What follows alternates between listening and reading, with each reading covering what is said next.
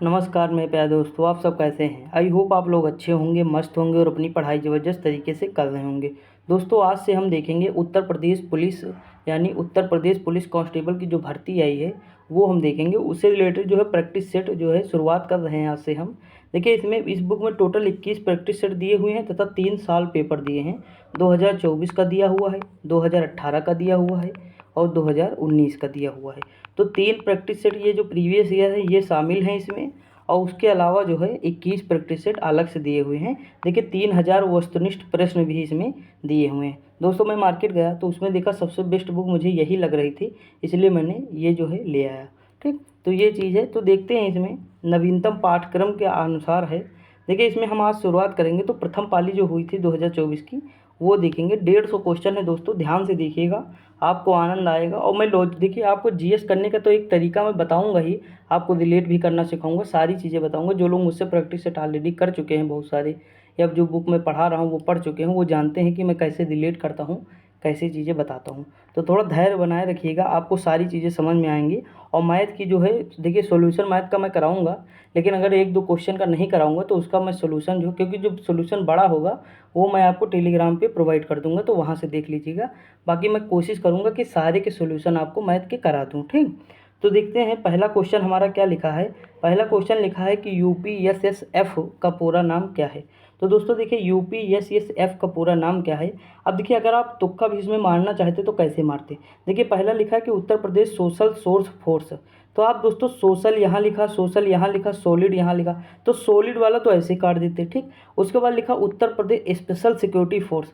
दोस्तों आपको ये ज़्यादा नहीं लगा, special force, special branch, special, थोड़ा मतलब आप इस तरह सुने होंगे, मतलब सुने हैं कि नहीं, तो स्पेशल वाला ज़्यादा उपयुक्त होता, तो ऑप्शन नंबर डी पे जा सकते थे आप।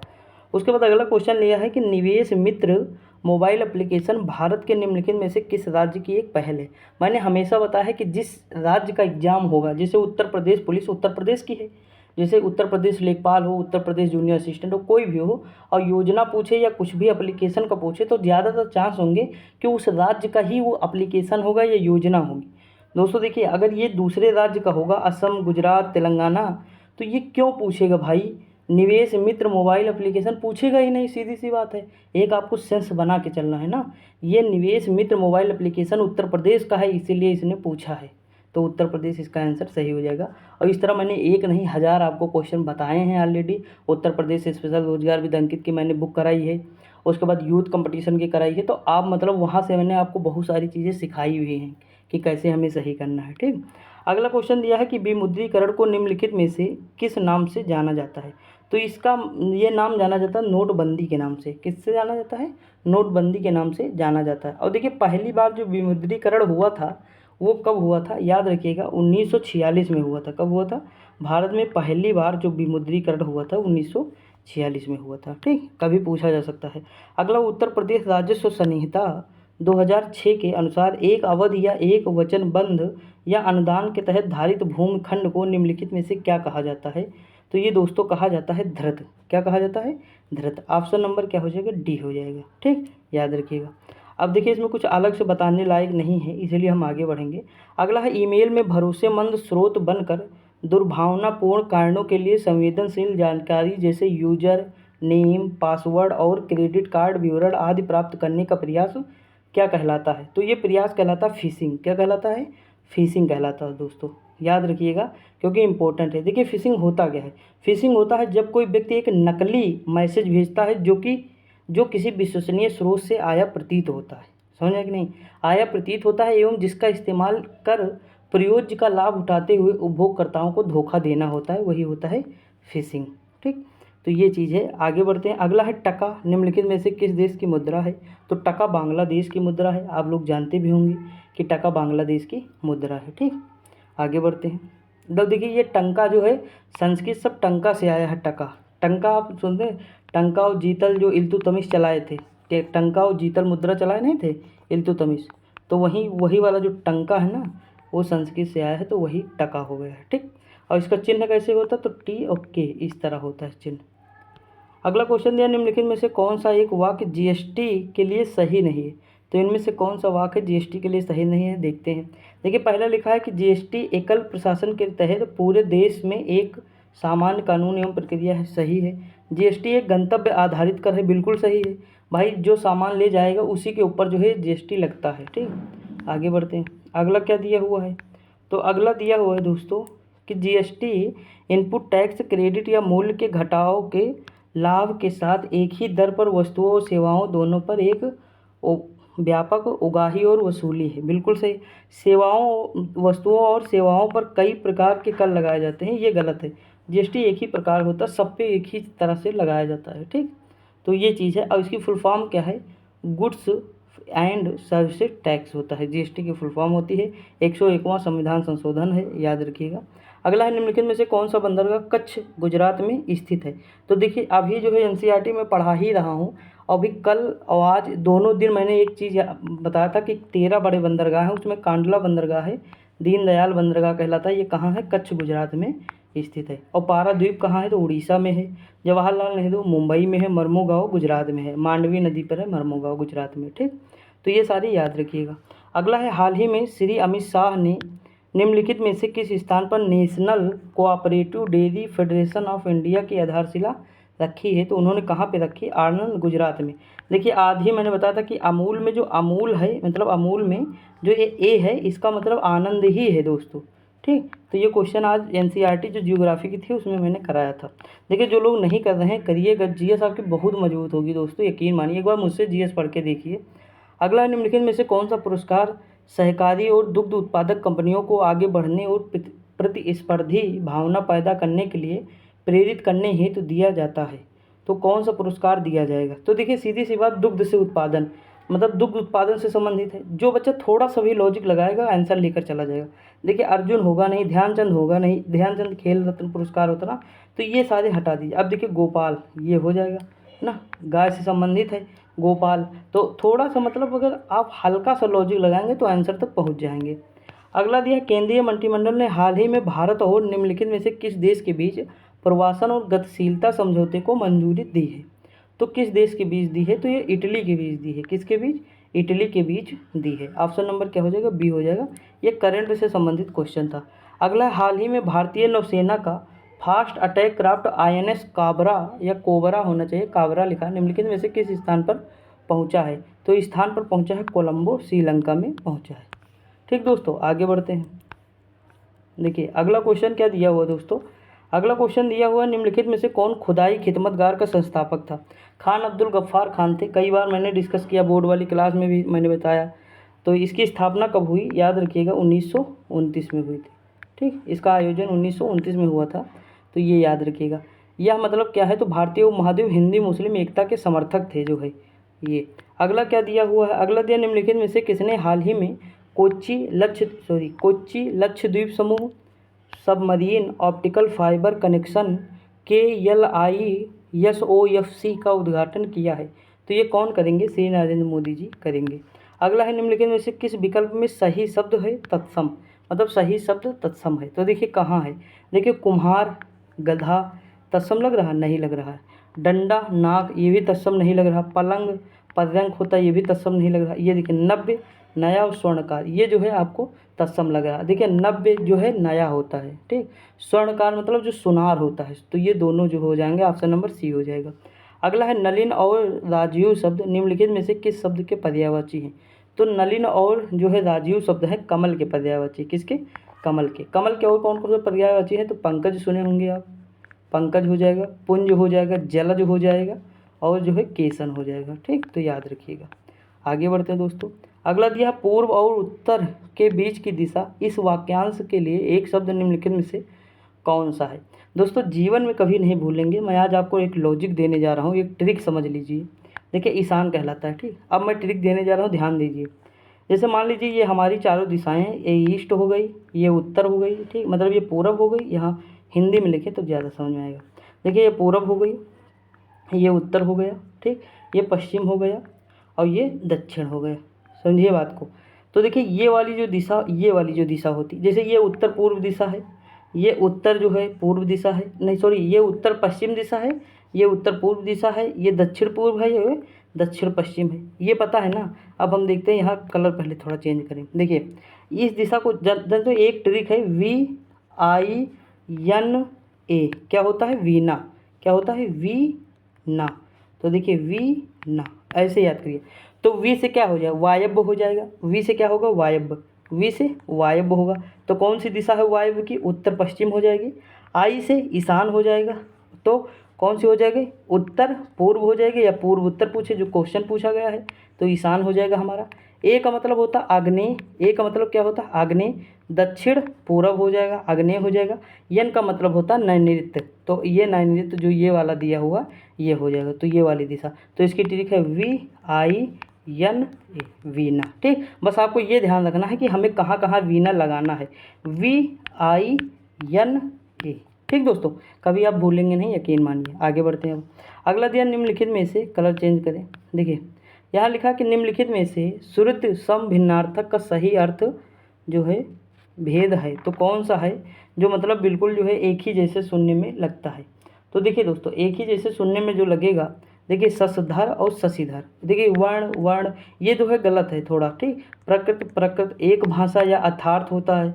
उसके बाद रंग घाव, बिल्कुल ये सही नहीं नज़र आ रहे हैं। देखिए ये वाला बिल्कुल सही नज़र आ रहा है। ठीक, कौन सा, ऑप्शन नंबर सी। जैसे ससधर मतलब क्या होता है, चांद होता है, और शशिधर मतलब होता है शिव। तो ये बिल्कुल सही है। ठीक दोस्तों, जैसे विष, विष मतलब जहर, ये देखिए यहाँ लिख गया, तो ये गलत है ना। वर्ण मतलब क्या होता है, रंग होता है, लेकिन यहाँ घाव लिखा है, ये पहले दे दिया है। ठीक, प्राकृत एक भाषा है, प्रकृत यथार्थ हो जाएगा। तो ये उल्टा पुल्टा मतलब दिया है, लेकिन इसमें देखेंगे आप बिल्कुल सही दिया हुआ है। ठीक, आगे बढ़ें, आगे बढ़ते हैं। निम्नलिखित में से किस विकल्प में शुद्ध वाक्य है, देखते हैं दोस्तों। वह ऑफिस में बैठा मेरी प्रतीक्षा कर रहा है। अगला है, दीन दुर्बलों को प्यार करना मानवता है। 10 बजने को 15 मिनट हैं। अगला है, लड़के अध्यापक को प्रश्न पूछते हैं। तो देखिए लड़के जो है अध्यापक से प्रश्न पूछ रहे हैं, ये गलत हो जाएगा। 10 बजने में 15 मिनट बाकी, ये भी गलत है। वह ऑफिस में बैठा मेरी प्रतीक्षा कर रहा है। ठीक, मेरी, वह ऑफिस में बैठा मेरी प्रतीक्षा कर रहा है, ये भी वाक्य शुद्ध नहीं है दोस्तों। ठीक, वह ऑफिस में बैठा मेरी प्रतीक्षा कर रहा है, वह ऑफिस में मेरा इंतजार कर रहा है, इस तरह होगा। बैठा है, खड़ा है, इससे क्या मतलब है। ठीक, तो ये, लेकिन ऑप्शन नंबर बी जो है, दीन दुर्बलों को प्यार करना मानवता है, ये बिल्कुल सही है। अगला, निम्नलिखित में से पुल्लिंग शब्द का चयन कीजिए। तो पुल्लिंग शब्द इसमें से कौन सा हो जाएगा, तो देखते हैं दोस्तों। देखिए पराधीनता स्वीकार की, तो पराधीनता स्वीकार की तो स्त्रीलिंग हो जाएगा। अजवाइन, अजवाइन तो वैसे भी स्त्रीलिंग नजर आ रहा है। मुद्रिका, मुद्रिका जो है ये भी स्त्रीलिंग है। बिहार बनवाया, बिहार जो है बौद्ध धर्म में रहने का जो स्थान होता है वही हमारा बिहार कहलाता है। ठीक, आप सुने होंगे गौतम बुद्ध के समय बिहार का निर्माण होता था, अनेक राजा करते थे। तो ये बिहार ऑप्शन नंबर डी हो जाएगा पुल्लिंग। ठीक, निम्नलिखित में से किस शब्द का प्रयोग एक वचन में होता है, जैसे प्राण है, दर्शन है, हस्ताक्षर है, ये सब बहुवचन है दोस्तों। सोना का जो मतलब जो सोना जो प्रयोग होता है ये एक वचन में हमेशा प्रयोग होता है। ठीक, प्राण, दर्शन, हस्ताक्षर जो है बहुवचन में होते हैं। अगला, हे ईश्वर दया करो, रेखांकित शब्द में कौन सा कारक है, तो इसमें से कौन सा दोस्तों कारक हो जाएगा, तो संबोधन हो जाएगा। हे, हो, अरे, ये सब कौन से संबोधन कारक है। ठीक, कर्ता ने कर्म को करण से के द्वारा, संप्रदान को के लिए, अपादान से अलग, संबंध का के, दादी रे, नानी ने। ठीक, तो बाकी जो है आपको पता ही है। आगे बढ़ते हैं। अगला है, निम्नलिखित में से तद्भव शब्द कौन सा है। तो दोस्तों देखिए इसमें से तद्भव शब्द कौन सा है, तो काज आपको नहीं लग रहा है तद्भव शब्द है, ऑप्शन नंबर, देखिए निम्नलिखित में से कौन सा तद्भव शब्द है, तो काज, शांत, जलज, ताप। दोस्तों देखिए इसमें जो आंसर जो है ताप कहा है, ताप तद्भव, लेकिन काज भी तद्भव हो सकता नहीं, काज जो है तत्सम हो सकता है, ये ताप सही है, ऑप्शन नंबर सी हो जाएगा। ठीक, तद्भव, ये देखिएगा ऑप्शन नंबर सी हो जाएगा। हमें तो ये भी लग रहा है तद्भव काज, लेकिन ऑप्शन नंबर सी मानिएगा, आप देख लीजिएगा ये क्वेश्चन, बाकी हम देख लेंगे, बताएंगे। तो इसमें ऑप्शन नंबर सी हो जाएगा। ठीक, अगला दिया, अभिभाषण शब्द में कौन सा उपसर्ग है, तो अभिभाषण में उपसर्ग की बात करें जो पहले लगता है वो होता है, तो अभी जो है, अभी जो है आगे जो लगा है अभी, यही जो हमारा उपसर्ग हो जाएगा। अगला है, रक्त रंजित शब्द में कौन सा समास है, तो रक्त से रंजित, समझे कि नहीं, रक्त रंजित में क्या होगा, जो है इसमें तत्पुरुष समास हो जाएगा। ऑप्शन नंबर क्या हो जाएगा, तत्पुरुष समास, ऑप्शन नंबर ए हो जाएगा, रक्त से रंजित। ठीक, अगला, क्यों, कब, कौन से सर्वनाम के उदाहरण है, तो प्रश्नवाचक है, बिल्कुल इजी क्वेश्चन है ये वाला। ठीक, आगे बढ़ते हैं। अगला है, मदिरालय शब्द के संधि विच्छेद का चयन कीजिए।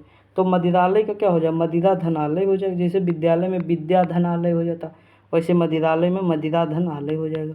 अगला है, अवतरण चिन्ह को और किस नाम से जानते हैं, तो अवतरण चिन्ह को जो और नाम से जानते हैं, देखते हैं दोस्तों किस नाम से जानते हैं। ऊपर चलते हैं। देखिए उद्धरण कहते हैं, क्या कहते हैं? उद्धरण। ऑप्शन नंबर, अभी हम कल इसके बारे में बात भी किए थे, विराम चिन्ह में हिंदी में देख रहे थे, तो उसमें मैंने ये चीज़ बताई थी।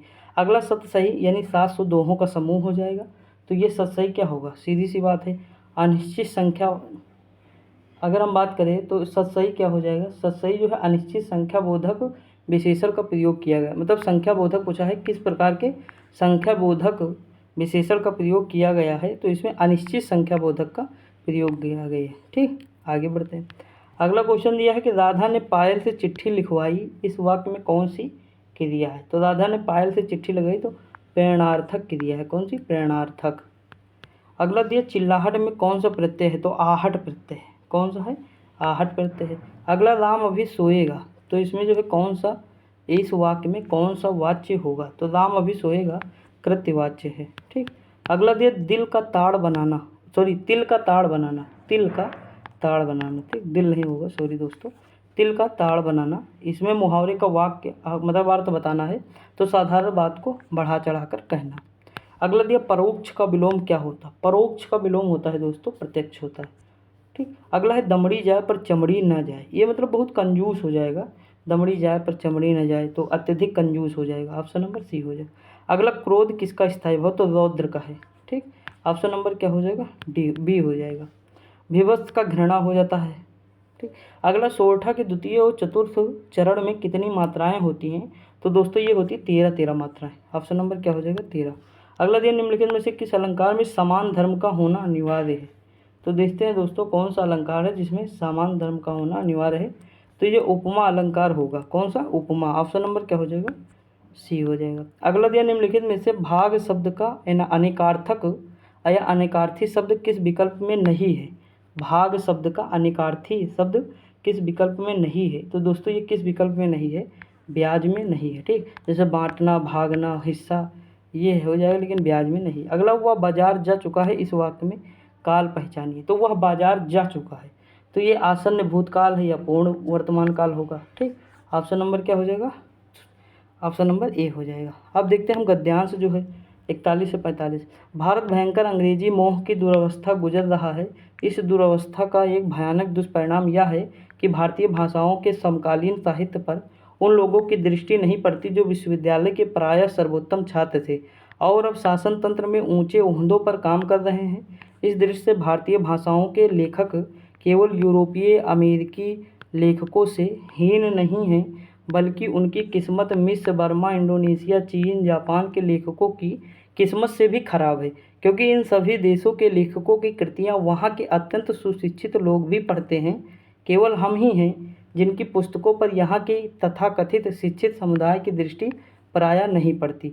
हमारा तथाकथित उच्च शिक्षित समुदाय जो कुछ पढ़ना चाहता है उसे अंग्रेजी में ही पढ़ लेता है, यहाँ तक कि उसकी कविता और उपन्यास पढ़ने की तृष्णा भी अंग्रेजी की कविता उपन्यास पढ़कर ही समाप्त हो जाती है और उसे यह जानने की इच्छा ही नहीं होती कि शरीर से वह जिस समाज का सदस्य है उसके मनोभाव उपन्यास और काव्य में किस अदा से व्यक्त हो रहे हैं।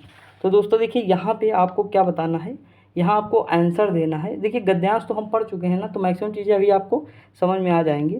यहाँ कह रहा है कि भारतीय लेखक की किस्मत खराब है क्योंकि, तो भारतीय लेखक की किस्मत खराब है क्योंकि उनकी पुस्तकों के यहाँ के नागरिक गर्भ योग्य नहीं मानते, वे अपनी बात भारतीय शिक्षित पाठकों तक पहुँचा नहीं पाते। उसके बाद अगला दिया है वे अपनी भाषा के साहित्य को पढ़कर अपने समाज का हालचाल नहीं जान सकते। तो ये है बिल्कुल सही आंसर का हो जाएगा, ऑप्शन नंबर सी हो जाएगा। अगला उपरोक्त शीर्षक क्या है? तो उपरोक्त शीर्षक है भारतीय शिक्षकों की दुर्दशा, मतलब भारतीय शिक्षकों सॉरी ठीक सॉरी देखिए भारतीय शिक्षितों की दुर्अवस्था है। ऑप्शन नंबर दोस्तों सी है इसमें सही। ऑप्शन नंबर क्या हो जाएगा? सी जो है, सॉरी देखिए यहाँ पे क्या होगा, यहाँ मतलब ऑप्शन नंबर सी नहीं होगा दोस्तों, इसका ऑप्शन नंबर ए हो जाएगा। ठीक, यहाँ मतलब लेखकों के बारे में बताया, उपरोक्त शीर्षक दीजिए, तो इसमें हो जाएगा भारतीय लेखकों की दुर्दशा। ऑप्शन नंबर क्या हो जाएगा? सी हो जाएगा, बिल्कुल हमारा जो है सही हो जाएगा, ऑप्शन नंबर सी हो जाएगा। ठीक, तो याद रखिएगा कि देखिए यहाँ पे क्या होगा, इसमें पूछा है कि उपरोक्त शीर्षक जो है दीजिए, तो उपयुक्त जो शीर्षक होगा दोस्तों, यहाँ अगर आप ध्यान देंगे तो इसमें किसके बारे में बताया गया, तो जो यहाँ के लेखक हैं उनके बारे में बात की गई। लेखकों की किस्मत भी खराब है, जैसे जापान के लेखकों की किस्मत खराब, मतलब सब लेखकों के बारे में ही बताया गया है।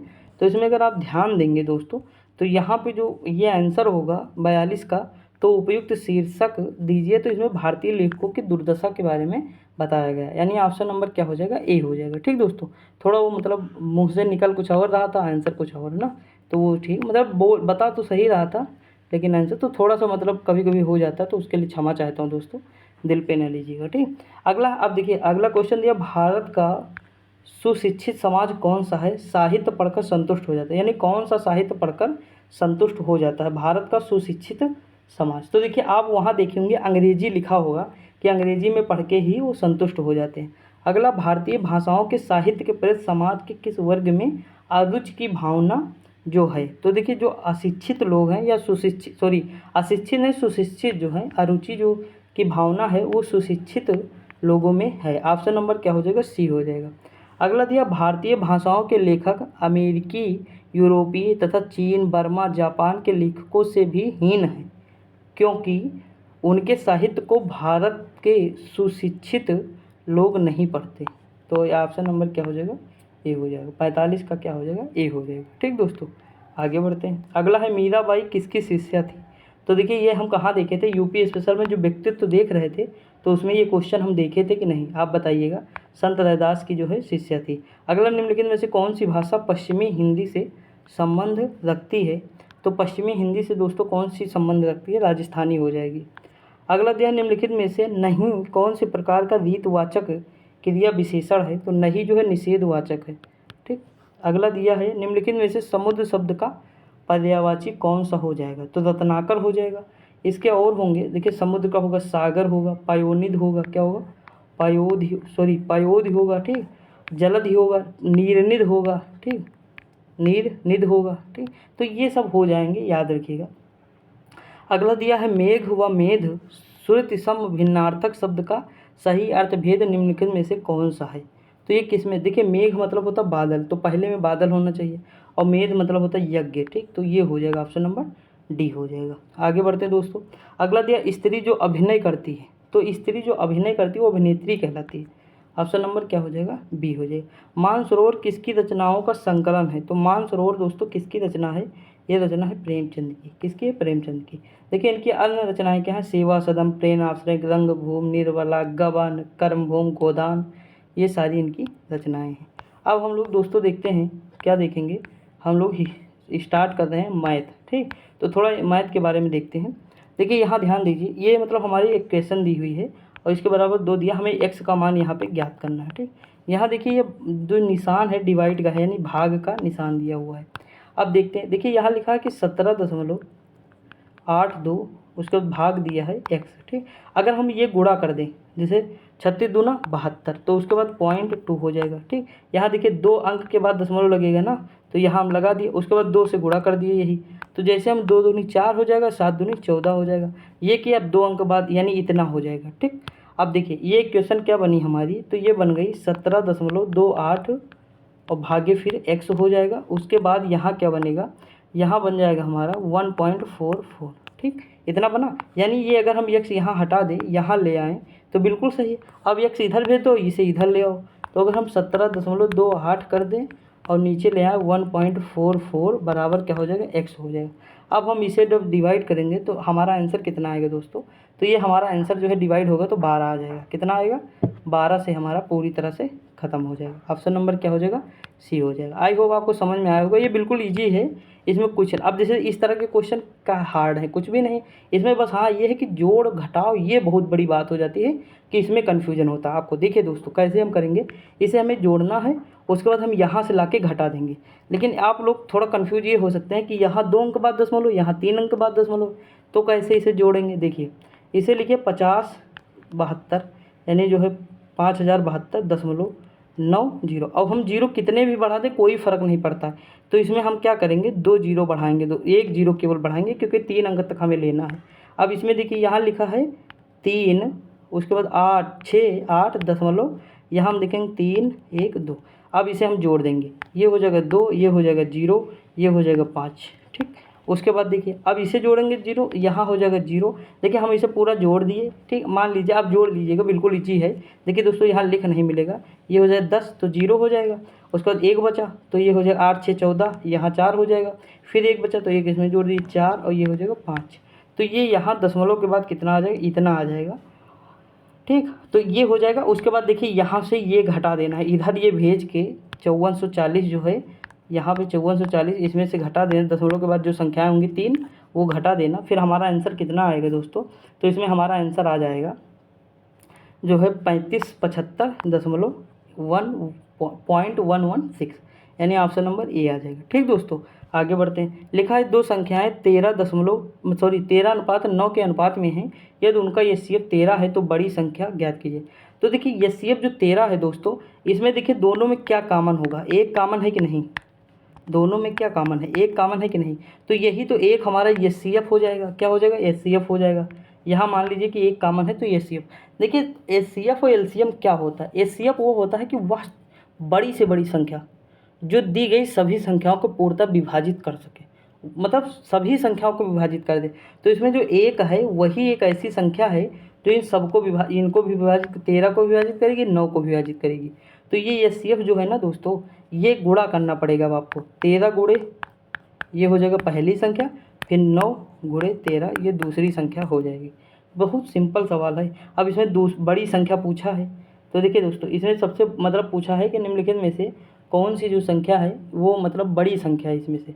तो देखिए एचसीएफ हम x बराबर हम 13 जानते हैं, तो पहली संख्या तो हमारी सीधी सी बात बड़ी संख्या हमें यही नज़र आ रही है, ये तो छोटी होगी ना, तो बड़ी संख्या क्या हो जाएगी, 169 हो जाएगी। ऑप्शन नंबर ये हो जाएगा, केवल हमें गुणा करना था बस। अगला दिया है रोहन सोहन का वेतन 2:3। मान लीजिए रोहन है और सोहन, इनका वेतन कितना है, 2:3 है। कह रहा है यदि प्रत्येक के वेतन में 2000 रुपये की वृद्धि हो जाएगी। तो देखो रोहन के वेतन में 2000 की वृद्धि कर दो और सोहन के वेतन में 2000 की वृद्धि कर दो, और उसके बाद कह रहा है इनका अनुपात बदल जाता है, तो तुरंत इनका अनुपात बदल दो दोस्तों। आर बराबर 2000, आर प्लस 2000, यस प्लस 2000, और इनका जो है अनुपात बदल जाता है तो तुरंत बदल दो, 40:57 कर दो। ठीक, करने के बाद हम क्या करेंगे, यहाँ से जो है हम ये मान निकालेंगे। उसके बाद जब हम मान निकालेंगे, देखिए आप क्या करिए काम, देखिए एक काम ये कर दीजिए, जैसे इससे पहले हम देखें कि जैसे आर बराबर यस बराबर कितना था, सबसे ऊपर था आर और यस बराबर था 2:3 था। तो हम डायरेक्ट यहाँ मान रखना चाहें तो 2 और 3 रखेंगे, गड़बड़ हो जाएगा, क्योंकि हम समझ नहीं पाएंगे निकालना क्या हमें। तो हम यहाँ x मान लें, यहाँ 3x मान लें। ठीक, यानी जो ऊपर वाला हमारा अनुपात दिया 2:3, इसे हम मान लें 2x और 3x। और जब r मतलब 2000 मतलब इसमें वृद्धि, 2000 इसमें वृद्धि, तो हम इक्वेशन एक हमारी ये बन गई, एक ये बन गई। अब हम r का मान और यस का मान रख देंगे यहाँ। तो उसके बाद हम x का मान निकाल लेंगे, जो पूछा गया होगा हम जवाब दे देंगे।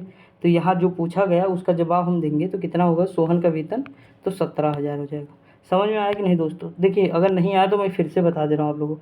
देखिए मतलब पहली इक्वेशन तो हमारी यही दी है, क्वेश्चन में क्या दिया है, रोहन और सोहन का वेतन 2:3 के अनुपात में है, तो 2:3। लेकिन हम ऐसे सिंपल नहीं मानेंगे, हम यहाँ x मान लेते हैं दोस्तों, कोई हमारा घाटा नहीं है, क्योंकि हमें तब पता चलेगा निकालना क्या है। उसके बाद कह रहा है रोहन के वेतन में मतलब वृद्धि हो रही है 300 की, तो मान लीजिए ये रोहन का वेतन है, इसी में वृद्धि कर दीजिए।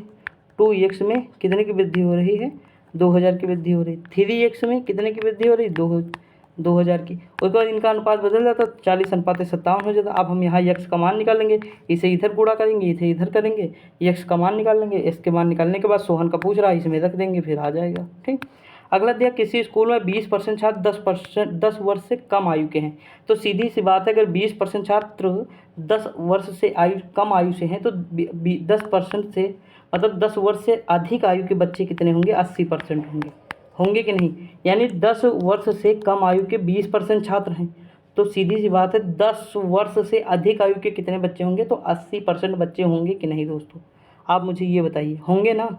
तो हमें निकालना क्या है, स्कूल के छात्रों की संख्या। मान लें कि कुल छात्र कितने हैं, x हैं, तो x छात्र हो जाएंगे, 80% छात्र हैं। ठीक, अब हमें अधिक वाला निकालना है, ध्यान दीजिए।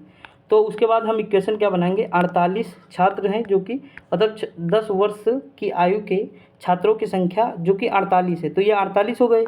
उसके बाद हम इसमें मल्टीप्लाई करेंगे। देखिए ये हमारा जो पेन है ना, ये बहुत पतला नहीं चल रहा है दोस्तों, इसीलिए थोड़ा दिक्कत हो रही है। देखो देखें एक सेकेंड, पतला कितना हो जाएगा। देखिए यहाँ हम क्या करेंगे, x 48 हो जाएगा। ठीक, मानिए सॉरी देखिए x 80% हो जाएगा। इक्वेशन में बना रहा हूँ, x का 80% हो जाएगा।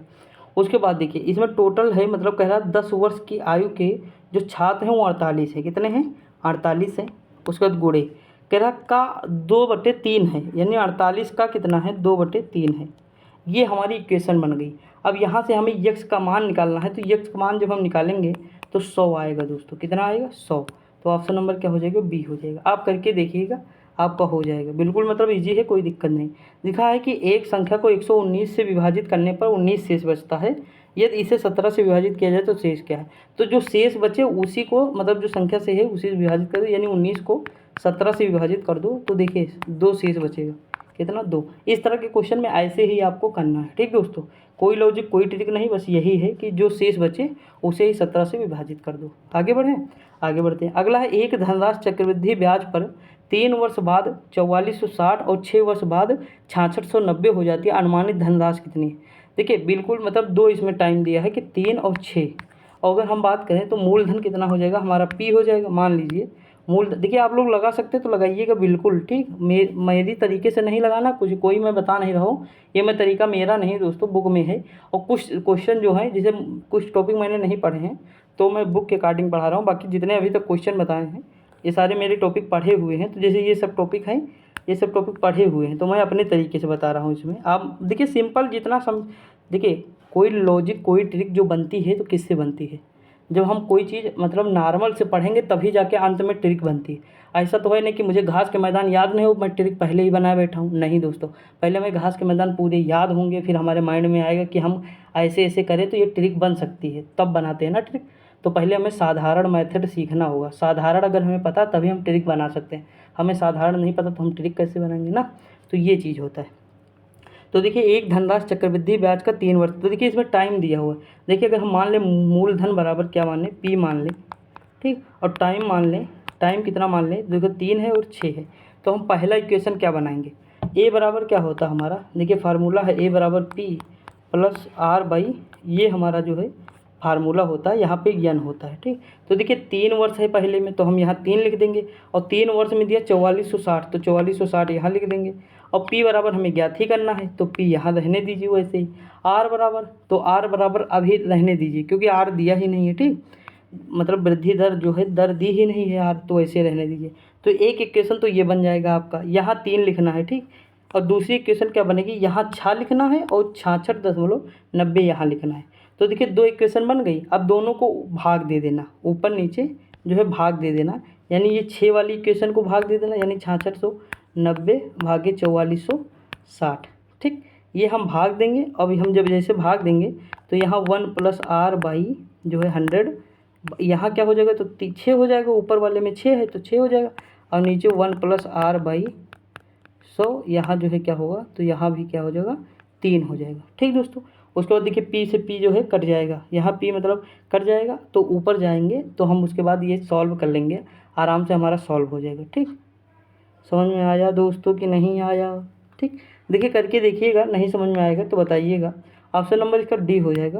मैं उस पर जो है टेलीग्राम पे पूरा डाल दूंगा, आप देख लीजिएगा अपने हिसाब से दोस्तों। बहुत लेंदी हो जाए, मतलब लिखते नहीं बन रहा पेन से, नहीं अभी मतलब बहुत ईजी नज़र आया आपको। देखिए 3 साझेदारी PQR एक व्यवसाय शुरू करते हैं, P की पूंजी का दुगना। देखिए अगर हम बनाए PQR, ठीक, यहाँ अगर हम मान लें X, ये मान लें Y, ये मान लें Z, कह रहा है। देखिए मैं इक्वेशन बता दूंगा, आप लोग सॉल्व कर लीजिएगा। ठीक, यहाँ बता रहा है P की पूंजी 2 गुना है, यानी अगर हम बात करें तो P की पूंजी कितनी है? 2X है। ठीक, और R की पूंजी कह रहा Q की पूंजी 3 गुना है, यानी 3Y है। समझ आया कि नहीं? के बराबर है, तो ये दोनों बराबर है। उसके बाद कह रहा और Q की पूंजी R की पूंजी की 4 गुना है, यानी अगर R की पूंजी Z है, ठीक, मतलब Q की पूंजी अगर Y है तो R की पूंजी 4Z हो जाएगी, इसके गुना मतलब इसके गुना के बराबर है। तो ये हमारी 2 इक्वेशन बन गई कि नहीं दोस्तों? अब देखिए यहाँ से क्या करिए, आप यहाँ से Y का मान निकालिए, यहाँ Y है ही है। दोनों को Y का मान निकालने के बाद आप क्या करेंगे? Y का मान जैसे बराबर आ जाएगा 3x हो जाएगा, उसके बाद हमारा Y हो जाएगा, फिर क्या हो जाएगा? 4Z हो जाएगा कि नहीं दोस्तों? देखिए एक यहाँ पे हो जाएगा, एक यहाँ पे हो जाएगा, होगा कि नहीं? ठीक, अब देखिए हमें ये 4 हटाना है, यहाँ क्या करना है? 4 हटाना है। तो हमें सीधी सी बात है 4 जब हटाना है तो हम 4 से सब में भाग दे दें, नीचे भी, यहाँ भी, यहाँ भी और यहाँ भी 4 से भाग दे दें। तो देखिए यहाँ कट गया, ये रहने दीजिए 4, यहाँ देखिए ये कट गया, 2 हो गया, तो ये हो जाएगा हमारा x/6 हो जाएगा, फिर बराबर हो जाएगा y/4 हो जाएगा, फिर यहाँ z हो जाएगा। ठीक, तो इतना हमारा जो ये इक्वेशन निकल के आया इतना आ गया। ठीक, अब देखिए यहाँ लिखा है कि वर्ष के अंत में 27,500 के कुल लाभ में आर का हिस्सा कितना है। तो देखिए आर का हिस्सा, ये सारा हम मान लिए इक्वेशन 1 मान लेते हैं, तो हमें आर बराबर निकालना है, तो आर का हिस्सा कितना होगा, जेड वर्ष के अंत में जेड गुणे 2750 हो जाएगा, फिर X plus Y plus Z हो जाएगा। ठीक, उसके बाद यहाँ मान रख के जो है निकालेंगे तो इसका आर का हिस्सा हमारा आएगा 2500 आएगा। कितना आएगा दोस्तों, 2500 आएगा। आप करके देखिएगा, मतलब इजी है, अगर आप लोग थोड़ा पढ़े होंगे तो कर ले जाएंगे। देखिए दोस्तों, आपको पता है ना, मैं पूरा मतलब अगर डिटेल में बताऊँगा, पर बात लिखते नहीं बन रहा है ज़्यादा, तो दिक्कत हो जाएगी ना। जैसे ये क्वेश्चन है तो बिल्कुल सिंपल है, देखिए लिखा 6 संख्याओं का औसत इतना है, तो सीधी सी बात योग क्या होगा, तो हम 3.45 को 6 से गुणा कर देंगे। जैसे हम गुणा करेंगे तो हमारा योग कितना आएगा दोस्तों, ये हमारा योग आएगा 22.5 आ जाएगा। एक ये होगा, 6 संख्याओं का है। ठीक दोस्तों, याद रखिए। अब कह रहा है इनमें से 2 का औसत 3 तो 2 का योग कितना होगा, 3.2 गुणे 2 से गुणा करेंगे तो ये आ जाएगा 6.4 आ जाएगा। आएगा कि नहीं। उसके बाद कह रहा शेष 2 संख्याओं का औसत क्या होगा, मतलब से अन्य 2 का दिया है 3.5, तो 3.55 गुणे 2, तो ये कितना आएगा दोस्तों, ये हमारा आ जाएगा 7.14। अब हम ये जोड़ करके इसमें से घटा देंगे तो हमारा अन्य जो है औसत योग आ जाएगा। अन्य योग कितना आएगा, तो देखिए 22.5 था टोटल, इसमें से 6.4 और 7.10, तो ये हो जाएगा 5.7 ये आ जाएगा। अब इसमें से हम घटा देंगे, 13.5 घटाएंगे तो ये 0 हो जाएगा, ये हमारा हो जाएगा 9, यहाँ से बचेगा 1, यानी हमारा सॉरी यहाँ 0, ये मतलब हट जाएगा तो यहाँ कुछ नहीं बचेगा, तो ये होगा 9 जो हमारा योग आ जाएगा 2 संख्याओं का जो बची हुई हैं, इनको हम 2 से भाग देंगे तो हमारा आ जाएगा औसत, तो ये आ जाए 4.5। ठीक, तो इस तरह हम लगाएंगे। अब देखिए ऐसे ही ये भी क्वेश्चन आपको करना है, दूसरा टाइप है। इसमें क्या है, इसमें लिखना है अंकित मूल। ठीक, अंकित मूल हो जाएगा, मतलब एमपी मार्केट प्राइस समझ लीजिए, एमपी। ठीक, अंकित मूल हो जाएगा, एसपी विक्रय मूल हो जाएगा, ये जो है एसपी हो जाएगा विक्रय मूल, और सीपी हो जाएगा क्रय मूल हो जाएगा। तो मतलब ऐसे याद कर लीजिए। अब देखिए इसमें कह रहा है कि 2/3 पर बेचने पर व्यक्ति को 10% की हानि होती है, तो मूल कीमत पर लाभ बताइए। तो अगर हम मान लें कि अंकित मूल हमारा 1 है, तो विक्रय मूल हम कितने पर, मतलब 1 अनुपात, यहाँ मान लीजिए अगर अंकित मूल मान लें और यहाँ विक्रय मान लें। ठीक, यहाँ 2:3 है, विक्रय 2:3 है। अगर हम इसका अनुपात मान लें कि ये 1 है और इसका 2 हो जाएगा, तो ये 3:2 हो जाएगा। कितना होगा, 3:2 हो जाएगा। ठीक, उसके बाद देखिए 10% की हानि होती है, तो अगर हम क्रय मूल्य यानी सीपी और एसपी मान लें तो 10% की हानि का मतलब है कि कोई चीज़ 10 की बेची, 10 की चीज़ थी, बेची कितने पे गए, 9 पे, तो देखिए ये 10 और 9 आ जाएगा। आप देखिए बिल्कुल यहाँ लिखे एमपी, यहाँ लिखे एसपी, यहाँ लिखे सीपी, ये था 3, ये था 2, था कि नहीं दोस्तों। उसके बाद एक इक्वेशन क्या बनी थी, एसपी 9 था और ये 10 था कि नहीं, जो हानि वाला था। अब देखिए इसके सामने 2 लिख दीजिए, इसके सामने 9 लिख दीजिए, ये हो गया 9 त्रिक 27 हो जाएगा, होगा कि नहीं दोस्तों। और ये कितना हो जाएगा, 20 हो जाएगा। कितना होगा, 20 हो जाएगा ना। अब कह रहा है कि मतलब जो है मूल कीमत पर लाभ प्रतिशत बताइए। तो 27 की चीज़ थी, कितने की, सॉरी मतलब 20 की चीज़ थी, खरीदा कितने पर, 20 पर, बेचा कितने, 27 पर। तो 20 की चीज़ को जब 27 पर बेचेंगे तो आप बताइए कितने % का लाभ होगा, 7% का लाभ होगा। किस पे, मतलब 7 का लाभ होगा 20 पे गुणे 100, तो ये हो जाएगा 35% का लाभ हो जाएगा। ठीक, ऑप्शन नंबर क्या हो जाएगा, बी हो जाएगा। दोस्तों आप लोग कर लीजिएगा। अब मैं मैथ जो है कम बताऊंगा, थोड़ा मतलब ऐसे डिस्कस करूँगा। देखिए इसमें श्रेणी दी हुई है, इसका फार्मूला होता है TN A plus N-1 D होता है। ठीक, फार्मूला। अब देखिए इसमें देखिए 6 का अंतर है, सारे में क्या है 6 का है, तो 21वां पद बताया है, तो T की जगह 21 लिख दिए, N की जगह 21 लिख दिए, N की जगह 21 हो जाएगा, -1 हो जाएगा, यानी 20 आ जाएगा। D मतलब अंतर होता है जो 20 छक्का माइनस हो जाएगा, ये मतलब माइनस में है ना, 20 माइनस 26, तो -6 आ जाएगा, तो ये -6 हो जाएगा, 20 -6। ठीक, गुणा होगा, उसके बाद 26, ए बराबर क्या है, आगे का होता है, यानी सबसे पहला जो पद होता है, तो 26 प्लस 20 गुणे -6, तो ये कितना हो जाएगा हमारा, ये हो जाएगा 26 माइनस 120, तो आ जाएगा 94 -94। ठीक। अगला है वृत्ताकार मैदान का क्षेत्रफल इतना है और कह रहा है कि ₹3.2 प्रति मीटर की दर से इसकी बाड़ लगाने के लिए, देखिए हेक्टेयर में दिया है, हेक्टेयर में 1 हेक्टेयर बराबर होता है दोस्तों कितना होता है, तो 10,000 मीटर स्क्वायर होता है। कितना होता है, 10,000 मीटर स्क्वायर। तो क्षेत्रफल को हमें गुणा करना पड़ेगा, तो जितना क्षेत्रफल दिया है 13.86, तो इसमें हम 10,000 मतलब जो है मीटर स्क्वायर से गुणा करेंगे और बराबर क्या करेंगे, तो पाई आर स्क्वायर। पाई का मान होता है 22/7 होता है, गुणे आर का जो है मान निकालना है हमें। ठीक, बाढ़ लगाने के लिए लागत निकालना, तो यानी आर का मान जो है हमें यहाँ से निकालना पड़ेगा। तो बाढ़ जो है चारों ओर लगेगी, यानी 2 पाई आर लगेगी। क्षेत्रफल दिया है 2 पाई आर निकालना है हमें, तो सबसे पहले आर का मान निकालेंगे। तो हम यहाँ से आर का जब मान निकालेंगे तो आर का मान कितना आएगा हमारा, 210 मीटर आएगा। निकाल लीजिएगा आप। अब 2 पाई आर करके लिख दीजिए, आर का मान लिख दीजिए यहाँ पे, और पाई का मान लीजिए 22/7। उसके बाद फिर जो है एक मतलब मीटर में निकालने में 3.2, तो गुणा कर दीजिएगा। टोटल जब गुणा करेंगे तो इसमें आ जाएगा 4224। कर लीजिएगा दोस्तों। एक लड़का 9 किलोमीटर प्रति घंटे की दर से 25 मीटर भुजा वाले एक वर्गाकार मैदान के चारों ओर दौड़ने में कितना समय लगाएगा।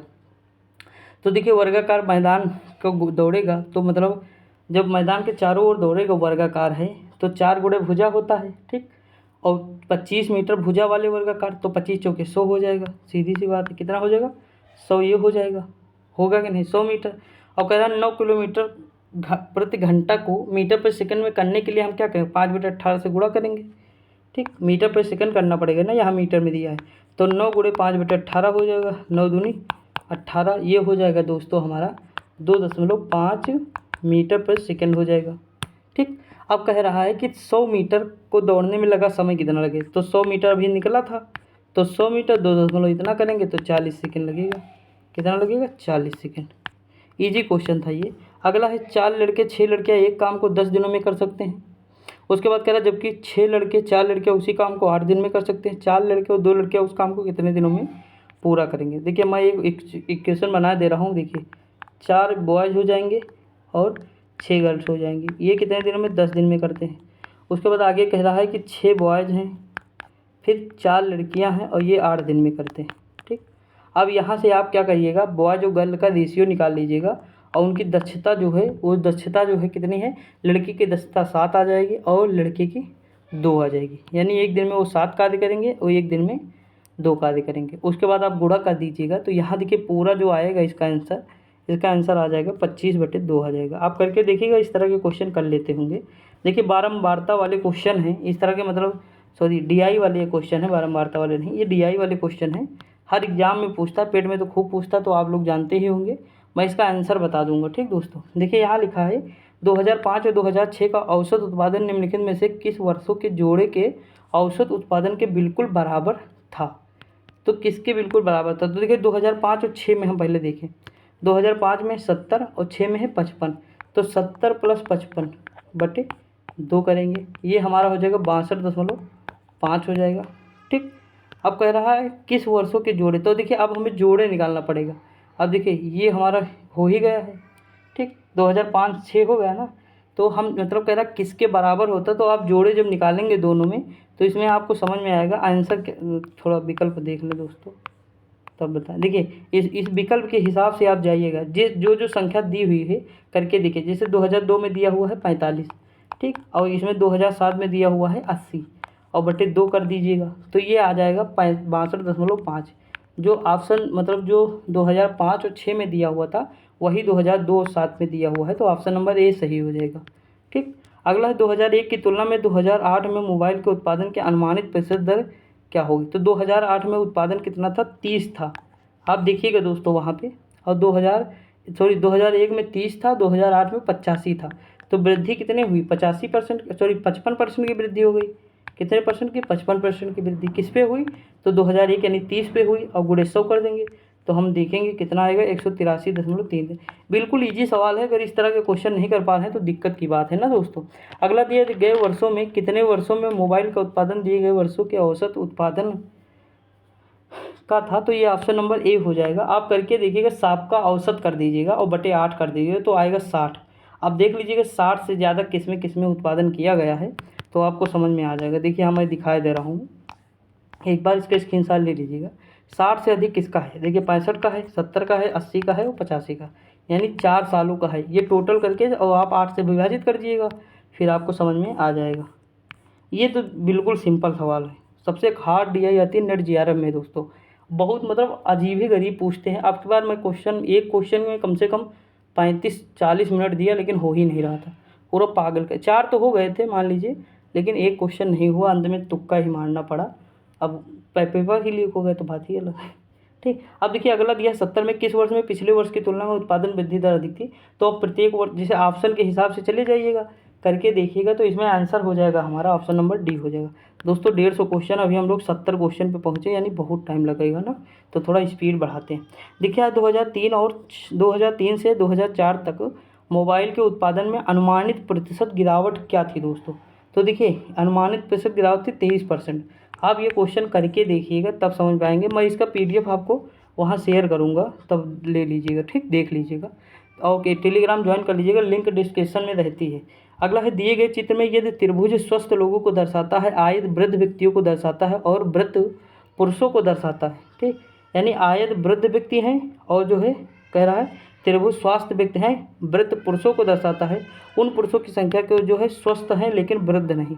तो स्वस्थ किसको दर्शा रहा है, देखिए स्वस्थ तथा त्रिभुज को कह रहा है जो व्यक्ति उन पुरुष मतलब, तो उन पुरुषों की संख्या क्या है, ध्यान दीजिए, उन संख्या के जो स्वस्थ हैं लेकिन वृद्ध नहीं। और वृद्ध किसे दर्शा रहा, आयत को, तो आयत वाले हटा दीजिए, यानी आयत में कौन है, तो अब आप देखेंगे तो आयत वाला पूरा हटा दीजिए, तो बचा 3, तो 3 हो जाएगा इसका आंसर नंबर डी हो जाएगा। ठीक, यहाँ लिखा है यदि प्लस का अर्थ भाग है, भाग का अर्थ गुणा है, एक्स का अर्थ घटाव है और माइनस का अर्थ जोड़ है, तो जो जहाँ पूछा हो रख के सॉल्व करिएगा, आपका आंसर आ जाएगा 60। ठीक, इस तरह के क्वेश्चन बिल्कुल ईजी, इसमें टाइम नहीं वेस्ट करेंगे। अगला ये 4 विकल्पों में से दी गई आकृति को सही दर्पण छवि क्या है। तो देखिए ये आकृति है हमारी, तो सही अगर हम दर्पण बनाएं तो दोस्तों कौन सा दर्पण एकदम एग्जैक्ट बनेगा, आप बताइएगा। देखिए मेरे ख्याल से जो बनेगा ऑप्शन नंबर डी हो, मतलब ऑप्शन नंबर ये बनना चाहिए मेरे ख्याल से। देखिए यहाँ कैसे ये मतलब घूमेगा, अगर दर्पण होगा तो ये इस साइड जाएगा और ये पीछे आएगा। यहाँ देखिए इसी साइड दे दिया ना, तो ये गलत हो जाएगा, बाकी 2 नीचे हैं तो काम ही खत्म। तो आंसर नंबर इसका ए हो जाएगा। ठीक, ये बिल्कुल ईजी क्वेश्चन था। आगे बढ़ते हैं दोस्तों, अगला क्वेश्चन क्या दिया हुआ है। अगला क्वेश्चन दिया है वह वेन आरेख चुने जो निम्न बीच संबंध को सबसे अच्छी तरह से दर्शाता है, पति, परिवार, पत्नी। तो देखिए एक टोटल परिवार होगा, परिवार के अंदर कौन होंगे, पति होंगे, पत्नी होंगे कि नहीं परिवार में, तो ऑप्शन नंबर डी हो जाएगा। अगला अक्षरों का कौन सा समूह दी गई अक्षर श्रृंखला में रिक्त स्थानों पर क्रमिक रूप से रखे जाने पे इसे पूरा करेगा। देखिए पहले गिन लीजिए कि कितने हैं, 1 2 3 4, देखिए 1 2 3 4 5 6 7 8 9 10 11 12 13 14, सॉरी 1 2 3, देखिए ग्रुप बनाइए पहले। यहाँ देखिए 1 2 3 4 5 6 7 8 9 10 11 12 13 14 15 16 17 18 19 का है दोस्तों। इसमें क्या है, तो 19 है, तो इसमें हम 6 के जोड़े, 19 नहीं हमको लगता 18 है, क्या शायद 18 है दोस्तों इसमें। तो 6 के जोड़े हम इसमें बना सकते हैं। देखिए 6 के जोड़े हम बनाएं तो कहाँ तक जाएंगे, एन तक जाएंगे ना। अगर हम उसके आगे बढ़ें तो फिर देखिए 3, ये यहाँ तक एन तक हो जाएगा। उसके बाद 19 के हैं, लेकिन छोड़ो हमें 6 के बनाने हैं। ठीक, 6 के बनाने यहाँ तक। तो यानी कहने का मतलब ये है कि ए के बाद देखिए यहाँ पे क्या आएगा, ए के बाद यन आएगा, तो यानी यन हो जाएगा। डी के बाद क्या आएगा दोस्तों, डी के बाद खाली है, नहीं पता है। ठीक, उसके बाद क्या आएगा, तो देखिए इसमें जो आएगा ऑप्शन नंबर सी हो जाएगा। मतलब इसमें पहले होगा यन, फिर होगा यम, फिर होगा ए, फिर होगा डी, फिर होगा यन, फिर यन, फिर ए। आप करके देखिएगा, ऑप्शन नंबर सी हो जाएगा। दिए गए विकल्पों में से वह सही विकल्प चुने जो श्रृंखला को पूरा करेगा। जैसे 8 है, 23 है, 38 है, 53 है और 68 है, तो इसमें कौन सा हो जाएगा। अब देखिए आगे क्या होगा, तो इसमें सब में देखिए 15 ऐड हो रहा है, 15 15 15 15 15, अब 15 उसमें जोड़ दिए तो 83 हो जाएगा। ठीक, शेर, मांद, खरगोश क्या होगा, तो देखिए शेर जो है मांद है, शेर मांद में रहता है, तो खरगोश किस में रहेगा, बिल में रहता है। ठीक, आगे देखिए BPMN CQNO और GTPL। अब आगे बताएं, देखो बी का सी है, PQMNO, ठीक, तो उसे GHTU, ठीक, ये मतलब GHTUPQ, ठीक, यम। तो ऑप्शन नंबर इसका दोस्तों सी हो जाएगा। क्या होगा? सी। ठीक। अगला दिया है कि निम्नलिखित आकृति में से कितने त्रिभुज हैं। तो देखिए इसमें आप करके देखिएगा, इसमें त्रिभुज 10 हैं, ध्यान दीजिएगा। अगला है वो एक व्यक्ति उत्तर की दिशा में 9 किलोमीटर चलता है, बाईं ओर मुड़ जाएगा। फिर 4 किलोमीटर चलता है, ये 4 चला, यहाँ 9 हो गया। फिर वो बाईं ओर मुड़ता है, यानी इधर मुड़ जाएगा, 10 किलोमीटर चलेगा। ठीक। फिर वो बाईं ओर मुड़कर 4 किलोमीटर चला। व्यक्ति प्रारंभिक से कितनी दूरी पर है? दोस्तों 1 किलोमीटर की दूरी पर है। यहाँ 9 से चला, ये 10 हो जाएगा। ठीक। तो 1 किलोमीटर जो ये अंतराल बचेगा यहाँ का 1 किलोमीटर होगा, तो वही 1 किलोमीटर रह जाएगा। ऑप्शन नंबर डी हो जाएगा। अगला है निम्नलिखित में से प्रश्न में से एक शब्द दिया गया है, उसके बाद 4 शब्द दिए गए हैं, जिनमें से एक दिए गए शब्द के अक्षरों का उपयोग करके नहीं बनाया जा सकता है। एडमिनिस्ट्रेशन दिया हुआ है, तो इसमें कौन सा शब्द नहीं बनाया जा सकता है दोस्तों? तो देखिए इसमें जो ऑप्शन नंबर इसका हो जाएगा, देखिए डी तो है ही है। स्टेशन, स्टेशन बनाया जा सकता है, बनाया जा सकता है। Minister, minister. देखिए इसमें ई नहीं दिया है, कहीं भी ई नहीं दिया, तो मिनिस्टर नहीं बनाया जाएगा।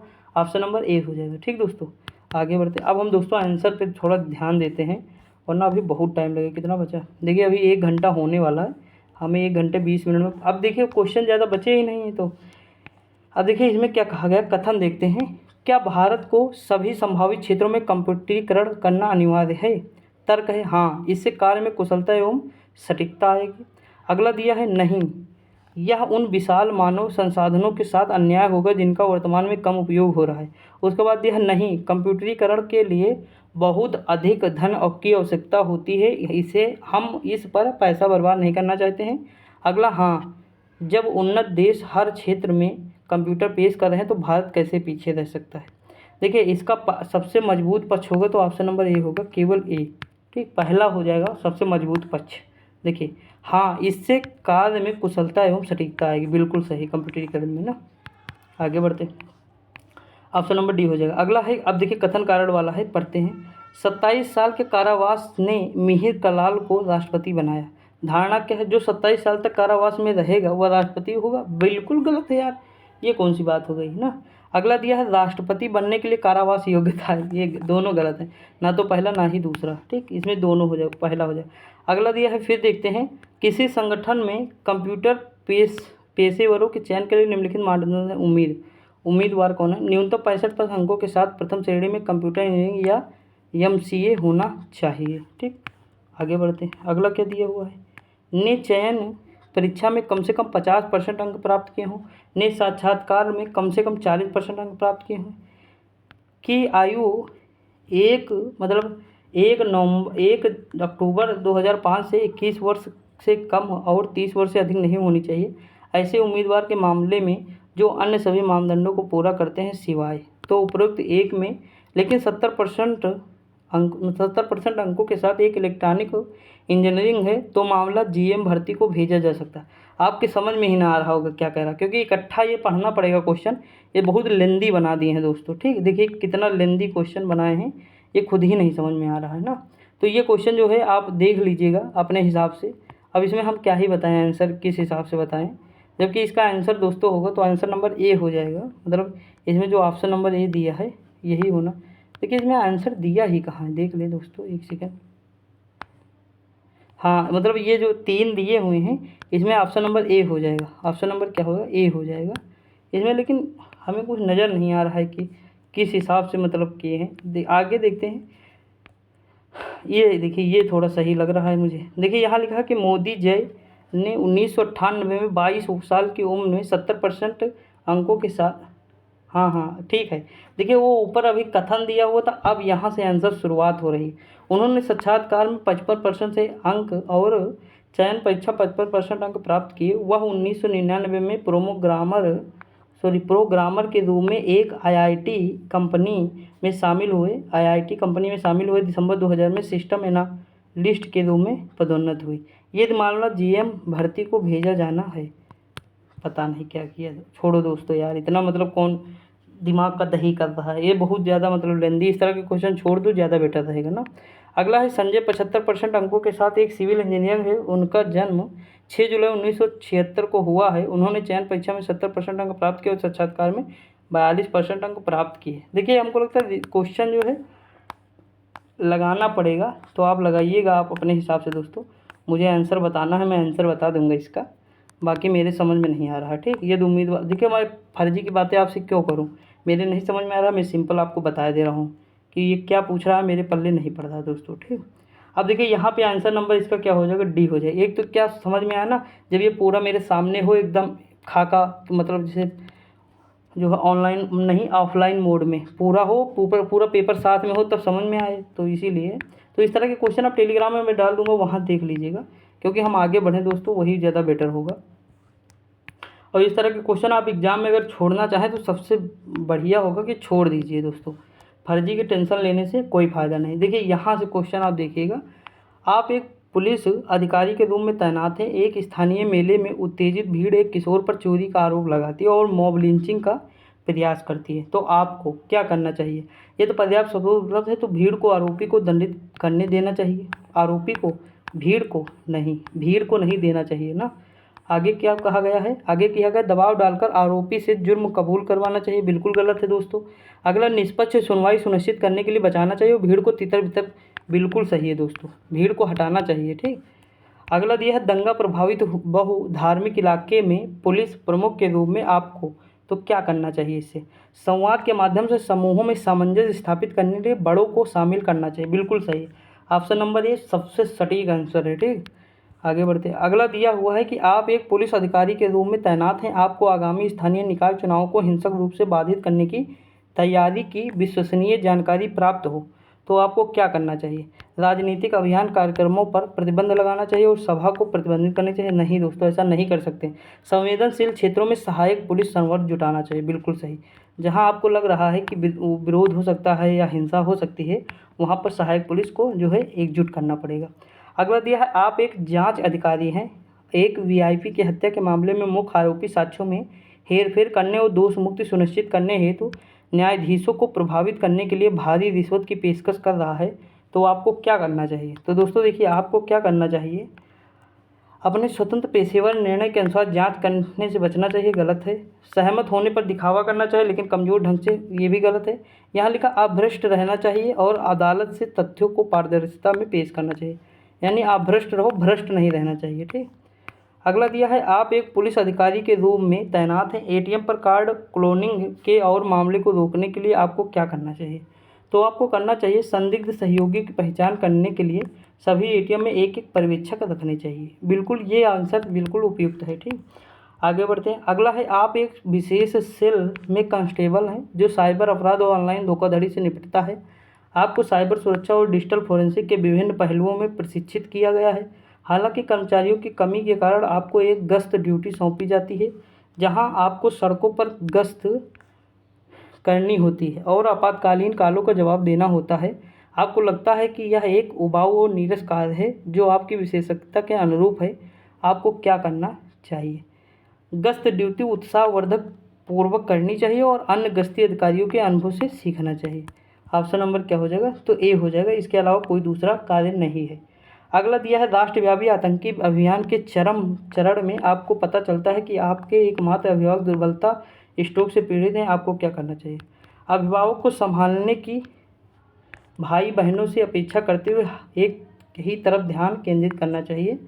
ऑप्शन नंबर क्या हो जाएगा? ए बिल्कुल सही हो जाएगा। ठीक दोस्तों, आगे बढ़ते हैं, अभी बहुत क्वेश्चन है। देखिए अगला क्वेश्चन दिया है, एक पुलिस अधिकारी के रूप में आपको एक जिले के एक पुलिस स्टेशन में नियुक्त किया जाता है, निम्नलिखित में से कौन सा उस अधिकारी का नाम है जो पुलिस स्टेशन का प्रभारी है? तो कौन हो जाएंगे दोस्तों? सॉरी, ये 100 नंबर क्वेश्चन है, अभी और यहाँ देखिए, ये हो जाएगा। ये पीड़िता से बलात्कार के फोरेंसिक साक्ष्य की जांच करते समय आपको तो क्या करना चाहिए? देखिए, प्रत्यक्ष भागीदारी के बिना अनुभवी महिला निरीक्षक को स्थानांतरित करना चाहिए, बिल्कुल सही दोस्तों। ठीक, अगला दिया हुआ है, एक पुलिस अधिकारी के रूप में ट्रांसजेंडर नागरिक कानून परिवर्तन अंतरक्रिया के दौरान उत्पीड़न और गरिमा के उल्लंघन का सामना करने की रिपोर्ट करते हैं, आपको क्या करना चाहिए? तो दोस्तों देखिए, आपको कहना चाहिए सहभागिता के लिए लिंग आधार समुदाय स्वयंसेवकों की प्रतिनियुक्ति करनी चाहिए। ऑप्शन नंबर क्या हो जाएगा? डी हो जाएगा। ठीक, ध्यान दीजिएगा। अगला, एक पुलिस अधिकारी के रूप में आप देखते हैं कि कुछ धार्मिक अल्पसंख्यकों को पड़ोस में प्रवेश से वंचित किया जा रहा है, तो आपको क्या करना चाहिए? अल्पसंख्यक समुदाय के अधिकारियों को तैनात करके विविधता लागू करनी चाहिए? नहीं। तनाव को कम करने के लिए बहुधर्मी सामुदायिक संवाद आयोजित करना चाहिए। ऑप्शन नंबर बी हो जाएगा। ठीक दोस्तों, आगे बढ़ते हैं। अगला क्वेश्चन क्या दिया हुआ है? अगला क्वेश्चन दिया हुआ है कि एक पुलिस अधिकारी के रूप में आपको एक जिले के एक स्टेशन में नियुक्त किया जाता है। निम्नलिखित में से कौन सा उस अधिकारी का नाम है जो पुलिस स्टेशन का प्रभारी है? तो वो हो जाएगा स्टेशन हाउस अधिकारी। ऑप्शन नंबर डी हो जाएगा। अगला, एक पुलिस अधिकारी के रूप में कानून लागू करने में आपके निर्णय लेने में क्या मार्गदर्शन करेगा? तो ये मार्गदर्शन दोस्तों क्या करेगा? व्यक्तिगत परिस्थितियों की परवाह किए बिना कानून का अक्षरशः कड़ाई से पालन करना। ऑप्शन नंबर डी हो जाएगा। अब देखिए, माँ बच्चा बादल, तो देखिए बादल क्या होगा? बारिश करेगा। ठीक। अगला, एक पुलिस अधिकारी के रूप में कुछ धार्मिक रीति रिवाज पूजा स्थलों में महिलाओं के प्रवेश पर सर्वोच्च न्यायालय के निर्देशों का उल्लंघन करते हुए आपको आध्यात्मिक प्रमुखों की सहायता का लाभ उठाते हुए राय देने वाले नेताओं को संवेदनशील बनाना चाहिए। ऑप्शन नंबर ए हो जाएगा। आगे बढ़ते दोस्तों। अब देखिए यहाँ दिया गया है कि श्रृंखला जो है इसे पूरा कीजिए। लिखा 2.3, 15.9, उसके बाद दिया हुआ है दोस्तों 15.9 है। उसके बाद क्या दिया हुआ? देखिए ये मिसिंग है, आप थोड़ा ये करके देखिएगा। ठीक, इसके बारे में मतलब जो है ये कोई अभी सही नहीं लग रहा है इसमें से, चारों में से, तो ये करके क्वेश्चन देखिएगा। अगला, एक निश्चित कोर्ट में मद्रास को क्यों WNHE क्यों लिखा जाता है, उसी को संडे को क्या लिखा जाएगा? तो देखिए ऑप्शन नंबर इसका सी हो जाएगा। देखिए यम को क्यों लिखा जाए? देखिए यम 13 पे है ना दोस्तों, पी 15 पे है। उसके बाद ए जो है 26 पे हो जाएगा, सॉरी 27 पे है, और डब्लू कितने पे हो जाएगा? देखिए पीछे से घट रहा है। ठीक, ये घटाना है, मतलब पहले बढ़ाना है फिर घटाना है। तो देखिए यहाँ पे 2 जोड़ा है, उसके बाद ये 2 घटेगा, WXYZ, तो 3 घटेगा। ठीक, तो इस तरह मतलब आप देखिएगा आगे मतलब जोड़ना है घटाना है, ऐसे करके देखिएगा आप अपने हिसाब से, तो आपका आंसर आ जाएगा। इसमें आंसर नंबर सी है, करके देखिएगा। अगला है कि श्याम उत्तर से 7 किलोमीटर चलता है, फिर वो अपनी दाईं मुड़ जाता है। यानी उत्तर में 7 किलोमीटर चलेगा, दाईं मुड़ जाएगा 3 किलोमीटर, और फिर 3 किलोमीटर दाईं ओर मुड़ता है, और फिर 3 किलोमीटर चलता है, फिर वो अपनी दाईं ओर, तो इधर ही मुड़ेगा, 7 किलोमीटर चलेगा। तो वो अपनी मतलब जो है कहाँ किस दिशा में खड़ा है, पूछ रहा है कि अब वो अपने प्रारंभिक बिंदु से किस दिशा में है। तो देखिए जहाँ से ये चला था वहाँ अगर बात करें तो किस दिशा में है? पूर्व में है। ठीक, किसमें है? पूर्व में। अगला है, निम्नलिखित प्रश्न में कुछ शब्द दिए गए हैं, उनमें से विषम को छोड़कर कुछ समान विशेषताएं हैं, आपको इनमें से विषम को ढूंढना है। तो देखिए तोड़ फोड़ जो है ये अलग है, उत्पीड़न परेशान ये एक से है, वो अलग है। स्पिरिचुअल में दूसरे और पांचवें अक्षर का स्थान आपस में बदल दिया जाता है, इसी प्रकार चौथे और छठे अक्षर का स्थान क्रमशः 7वें और 9वें अक्षर से बदल दिया जाता है। तो नए शब्द में अक्षरों की कितनी जोड़ियों के बीच उतने ही अक्षर या तो आगे या पीछे जितने की अंग्रेजी वर्णमाला अक्षर में हैं। तो दोस्तों ये कौन से हो जाएंगे? 5 हो जाएंगे। देखिए मैं इसकी वो जो है PDF टेलीग्राम पे डाल दूंगा, आप लोग देख लीजिएगा प्लीज़ दोस्तों, समझने की कोशिश करिए, क्योंकि ज़्यादा अगर टाइम हो जाएगा तो आप लोग भी उबेंगे और मैं तो उब ही रहा हूँ ना। देखिए अभी GS होता तो कोई दिक्कत नहीं, इस तरह के क्वेश्चन बहुत लेंदी हो जाते हैं ना, एक बात ये है। अगला है, एक घड़ी दोपहर के समय शुरू की जाती है, 4:10 पर घंटे की सुई घूमेगी। तो देखिए 4:10 मतलब 4 बजने में, तो यानी 4 और 60 गुणा करेंगे प्लस 10 जोड़ेंगे तो टोटल समय कितना हो जाएगा दोस्तों? 4 ये हो जाएगा हमारा 250 मिनट हो जाएगा टोटल। ठीक, 250। हम जानते हैं कि एक घड़ी घंटे की सुई जो घूमती है तो आधा कोण बनाती है। कितना बनाती है घंटे की सुई? 1 मिनट में चला गया कोण कितना हो जाएगा? आधा हो जाएगा। तो 150 मिनट में तय किया गया कितना हो जाएगा? तो 125 हो जाएगा। ठीक, हम आधा कर देंगे तो हो जाएगा हमारा काम। अगला, सुरेश की बहन राम की पत्नी है, राम रानी का भाई है, राम के पिता मधुर हैं। देखिए इस तरह के क्वेश्चन कई बार मैंने कराया है जूनियर असिस्टेंट के प्रैक्टिस सेट में, तो दोस्तों आप लोग कर लीजिएगा प्लीज़, मैं यहाँ पढ़ रहा हूँ। देखिए सुरेश की बहन राम की पत्नी है, जैसे मान लीजिए कोई सुरेश है, सुरेश की बहन क्या है? ठीक, राम की पत्नी है। कह रहा सुरेश की बहन राम की पत्नी है, तो यानी सुरेश क्या है? राम का साला है। बिल्कुल मतलब सिंपल भाषा में समझो। राम रानी का भाई है, तो जो राम है वो रानी का भाई है, तो रानी क्या हो जाएगी उनकी जो है? राम रानी का भाई है। ठीक है। अगला है, राम के पिता मधुर हैं, शीतल राम की दादी है, रेमा शीतल की बहू है, रोहित रानी का भाई का बेटा है, रोहित सुरेश किस प्रकार संबंध रखते हैं? तो वो भांजा होते हैं। आप कर लीजिएगा क्वेश्चन। मतलब बहुत हार्ड नहीं है दोस्तों, अगर करने की कोशिश करेंगे आराम से आपका हो जाएगा। अगला देखिए क्वेश्चन लिखा है, भारत गुजरात सूरत के बीच संबंध को अच्छी तरह, देखिए भारत होगा, गुजरात होगा, गुजरात में क्या होगा, भारत होगा, गुजरात होगा, गुजरात में होगा सूरत। ठीक, तो ये वाला आंसर नंबर ए हो जाएगा।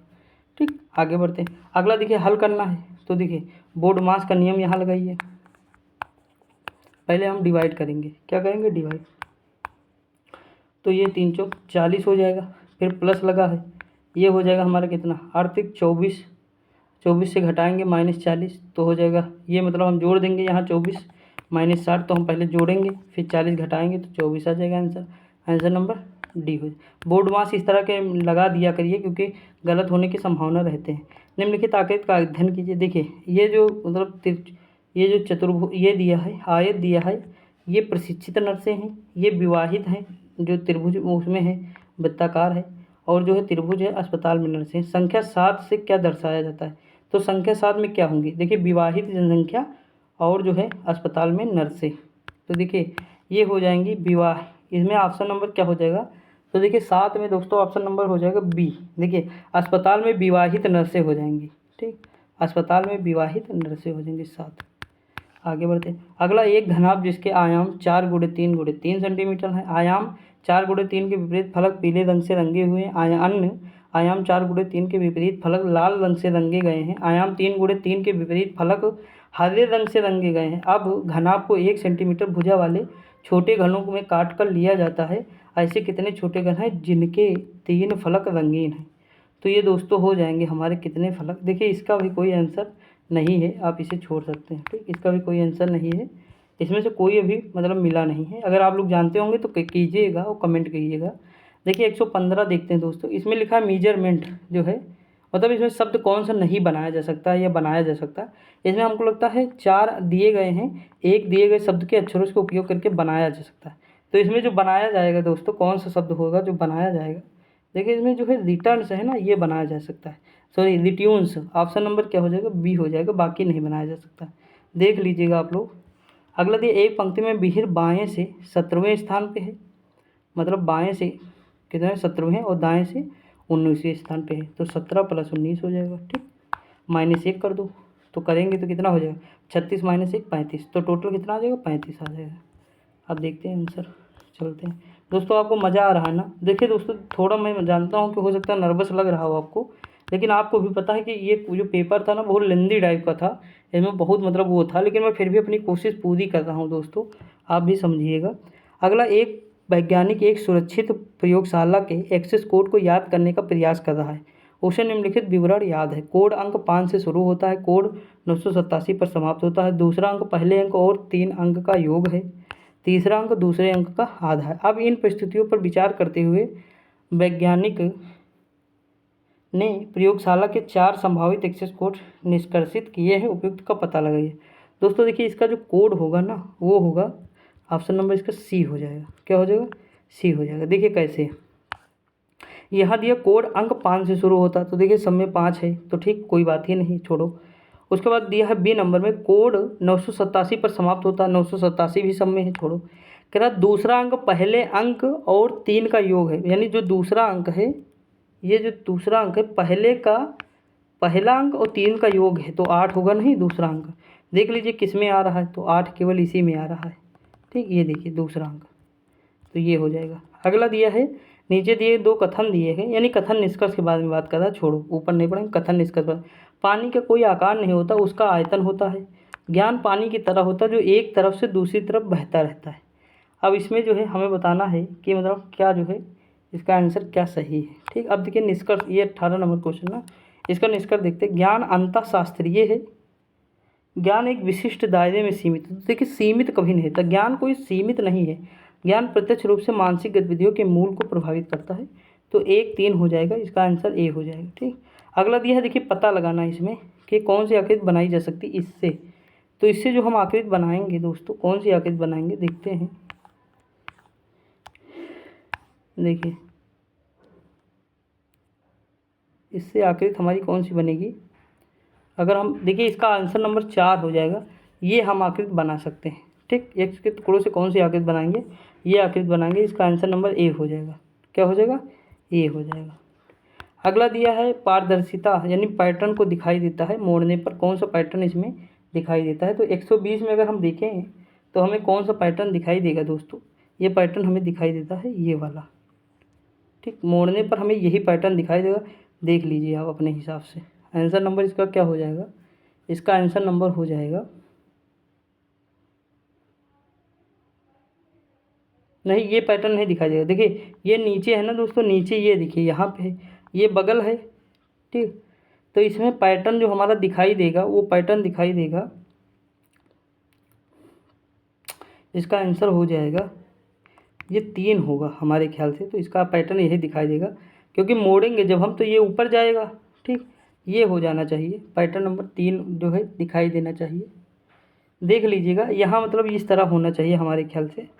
देख लीजिएगा ऑप्शन नंबर जो है ये हो जाएगा, बिल्कुल ही सही है 3। ठीक, अगला है ए बी की बहन है, सी बी की माँ है, डी सी का पिता है, ई डी की माँ है, तो ए डी से किस प्रकार संबंध है। तो आप इस तरह के क्वेश्चन बिल्कुल सही सिंपल होते हैं, पोती हो जाएगा। देखिए ए बी की बहन है, तो जो ए होगी वो बहन है किसकी, बी की बहन है। और कह रहा सी बी की माँ है, तो सी जो है बी की माँ हो जाएगी। ठीक, उसके बाद कह रहा है कि डी जो है सी का पिता, यानी इसका पिता क्या है, डी है। ई डी की माँ है, यानी जो ई होगी वो डी की माँ होगी, तो सबसे ऊपर हो जाएगा। अब संबंध बचा है, तो ए का डी से संबंध क्या हो जाए, तो पोती हो जाएगा, कर लीजिएगा।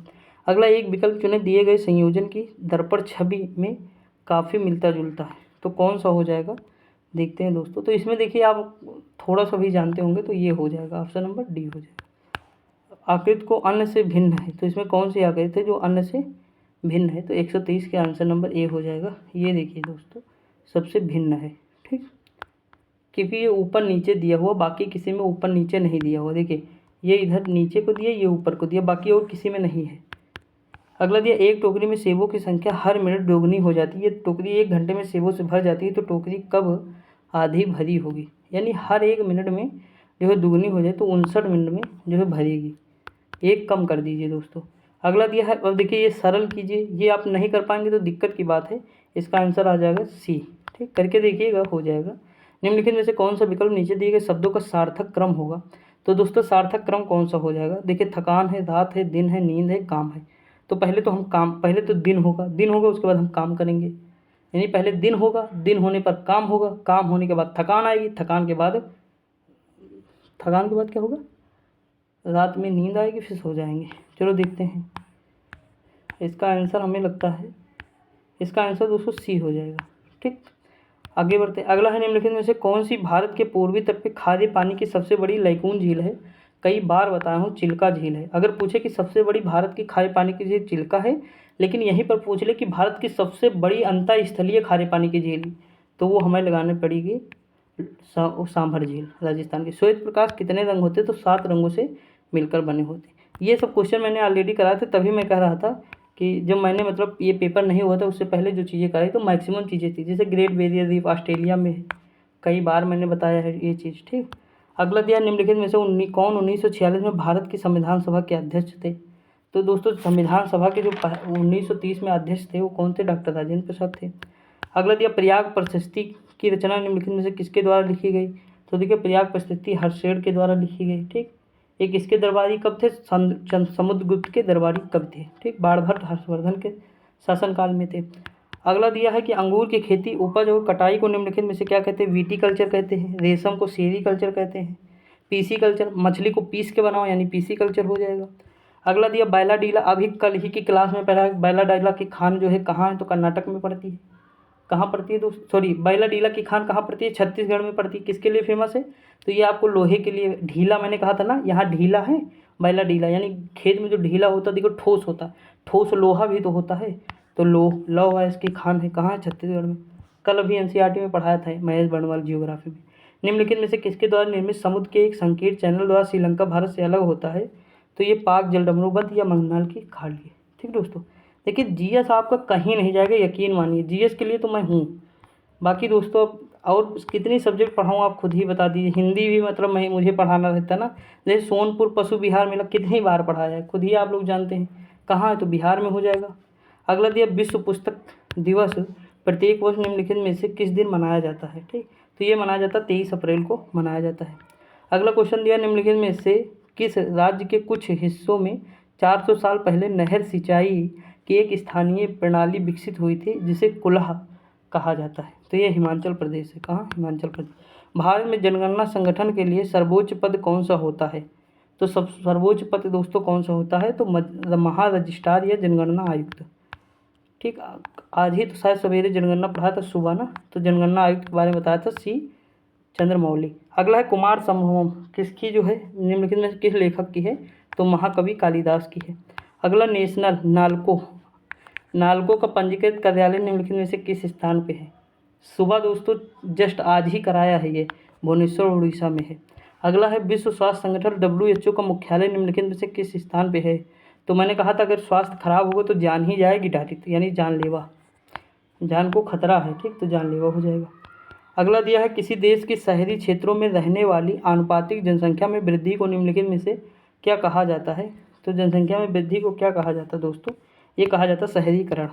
ठीक, अगला उत्तर प्रदेश में स्थित भदोही किसके लिए है? तो भदोही जो है कालीन के लिए है। किसके? कालीन के लिए है। अगला चिकनकारी लखनऊ के लिए है, साड़ी बनारस के लिए है। अगला कौन सा उत्तर प्रदेश का राज्य वृक्ष है? तो उत्तर प्रदेश का राज्य वृक्ष जो है अशोक है। सुरहाताल प्रसिद्ध अभयारण्य जिनमें से साइबेरिया और अन्य ठंडे क्षेत्रों से कई प्रवासी पक्षी भी आते हैं, उत्तर प्रदेश के निम्नलिखित में से कहाँ स्थित है सुरहाताल? तो सुरहाताल एक गोकुड़ झील है जो बलिया में स्थित है दोस्तों।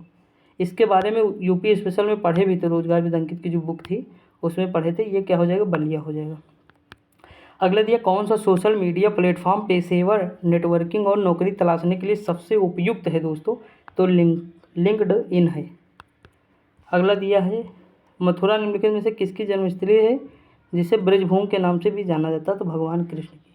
देखिए कभी कभी इजी भी क्वेश्चन बहुत पूछता। अकबर का मकबरा सिकंदराबाद में है ना, कहाँ है? अकबर का मकबरा है सिकंदराबाद, आगरा में है। देखिए यहाँ लिखा है सिकंदराबाद। निम्नलिखित में से उत्तर प्रदेश का कौन सा प्रसिद्ध लोक नृत्य धान और मक्के की खेती के दौरान होता है? तो ये हुरका बोल है। अगला दिया है बनारस हिंदू विश्वविद्यालय की स्थापना किसने की? यानी स्थापना मदन मोहन मालवीय ने निम्नलिखित में से किसके सहयोग से की थी? तो दोस्तों सहयोग दिए थे कौन?